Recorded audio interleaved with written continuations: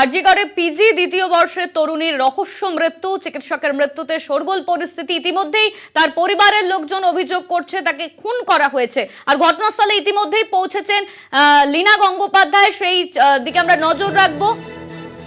মহিলা কমিশনারের চেয়ারপারসন লীনা গঙ্গোপাধ্যায় তিনি এই মুহূর্তে ঘটনাস্থলে পৌঁছেছেন, সেই ছবি আপনারা দেখতে পাচ্ছেন। আরজিকর মেডিকেল কলেজে পৌঁছেছেন তিনি।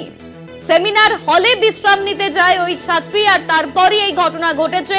ছাত্রীর মাথার কাছে ব্যাগ, ফোন, ল্যাপটপ ইতিমধ্যেই পাওয়া গিয়েছে। লীনা গঙ্গোপাধ্যায় তিনি ঠিক কি বলছেন,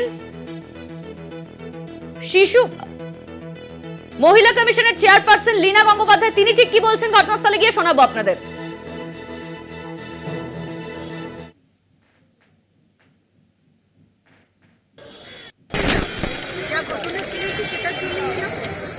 যে ঘটনা শুনেছি তার জন্যই এলাম, এবং আমরা তো এখনো পর্যন্ত জানি না কিভাবে কি হয়েছে। তদন্তে যা জানা যাবে সেটা জানা যাবে, কিন্তু আমরা কথা বলবো বাবা মায়ের সঙ্গে, আমাদের সুপারির সঙ্গে কথা বলবো এবং বুঝতে চেষ্টা করব যে ঘটনাটা কি। আপনারা কি সেরকম হলে হাসপাতাল কর্তৃপক্ষের কাছে কোনো রকম রিপোর্ট চাইবেন? অলরেডি চেয়েছি, সুমোটো করা হয়ে গেছে অলরেডি। হাসপাতালের প্রিন্সিপালের কাছে, সুমোটো যার কাছে করতে হয় তার কাছেই করা হয়েছে, অফিসিয়ালি এমএসভিপির কাছে করা। কি বলা হয়েছে?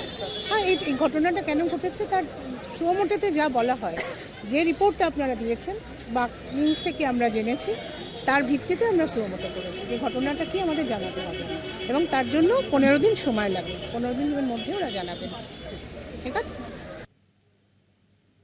জেলার সারাদিন আজ এই পর্যন্তই। দেখতে থাকুন কলকাতা টিভি।